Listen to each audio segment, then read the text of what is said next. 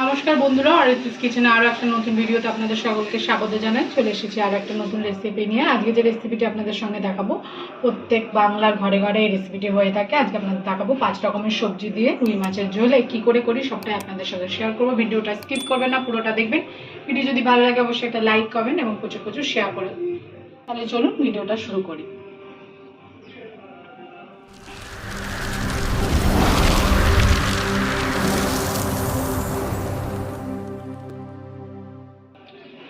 এখানে আমি 5 রকমের সবজি কেটে নিয়েছি, কেটে পরিষ্কার করে ধুয়ে নিয়েছি ডাঁটা, আলু, কুমড়ো, এটা হচ্ছে কাঁচা কুমড়ো, আর রয়েছে পটল লম্বা লম্বা করে কেটে নিয়েছি লম্বা লম্বা করে আলু, আর নিয়েছি লম্বা করে বেগুন। এখানে আমি রুই মাছ পরিষ্কার করে ধুয়ে নিয়েছি। এবার মাছটাতে নুন হলুদ ভালো করে মাখিয়ে নেবো প্রথমে।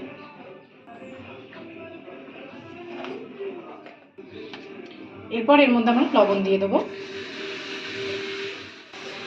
আর উপর দিয়ে অল্প একটু সর্ষের তেল দিয়ে দিচ্ছি। ভালো করে মাছটা নুন হলুদ আমরা মাখিয়ে নেব।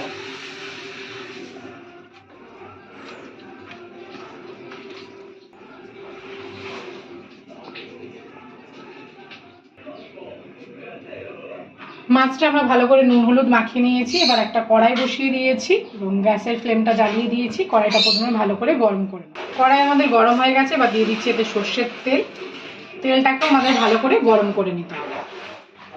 তেলের মধ্যে অল্প একটু আমি লবণ দিয়ে দিচ্ছি, এতে আর মাছগুলো লাগবে না কড়াইতে। তেল আমরা ভালোভাবে গরম করে নিয়েছি। এবার একে একে আমরা মাছগুলো তেলেতে ছেড়ে দেবো।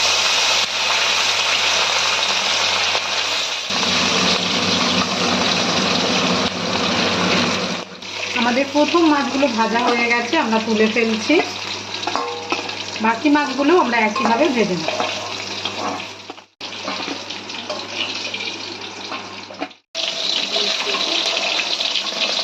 বাকি যে মাছগুলো আমাদের সমস্ত ভাজা হয়ে গেল।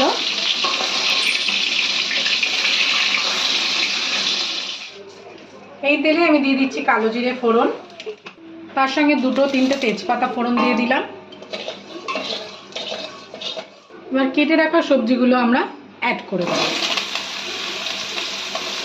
এবার ভালো করে ফোড়নের সঙ্গে সবজিগুলো ভালো করে মিশিয়ে নেব।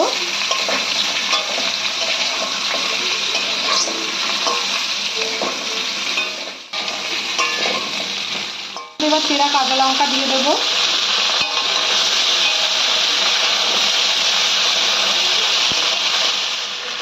সবজিটা হালকা ভাজা হতে থাকুক, ততক্ষণ আমরা একটা মশলার ঘোল বানিয়ে নেব। একটা বাটির মধ্যে আমি আদা কিমা করে রেখে দিয়েছি। এর মধ্যে এবার দিয়ে দিচ্ছি কাশ্মীরি লঙ্কার গুঁড়ো, দিয়ে দিচ্ছি রেড চিলি পাউডার খুব অল্প পরিমাণে ধনে গুঁড়ো অ্যাড করে দিলাম। দিয়ে দিচ্ছি অল্প পরিমাণে জিরের গুঁড়ো, দিয়ে দিচ্ছি হলুদের গুঁড়ো, দিয়ে দেবো অল্প পরিমাণে জল, তারই সঙ্গে এর মধ্যে দিয়ে দিচ্ছি পরিমাণ মতো লবণ। করে এটাকে মিশিয়ে নেবো।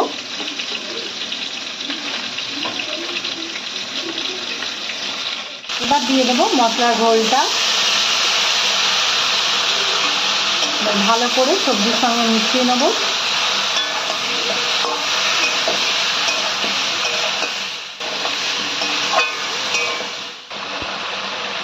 মশলা দিয়ে আমার সবজিটা ভালো করে কষানো হয়ে গেছে। এবার এটা আমি পরিমাণ মতন জল অ্যাড করে দেবো। আমি একটু ঝোল রাখবো, তাই আমি আমার অনুযায়ী আমি জল দিচ্ছি।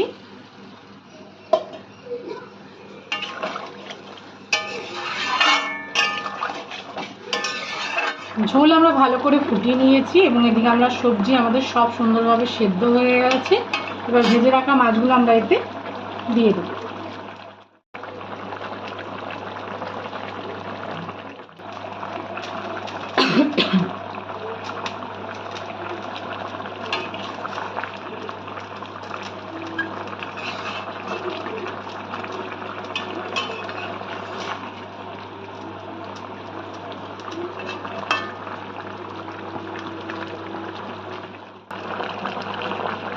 উপর দিয়ে এবার ধনেপাতা কুচি ছড়িয়ে দেবো।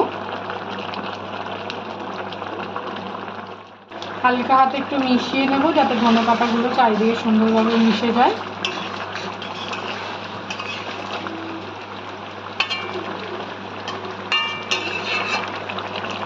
আমরা আরও মিনিট 10 ভালো করে ফুটিয়ে নেব মাছের ঝোলটাকে। তৈরি হয়ে গেছে আমাদের 5 রকমের সবজি দিয়ে রুই মাছের ঝোল। সম্পূর্ণ ভিডিওটা দেখার জন্য সকলকে জানাই ধন্যবাদ। সকলে ভালো থাকবেন, সুস্থ থাকবেন, দেখা হবে নেক্সট ভিডিওতে।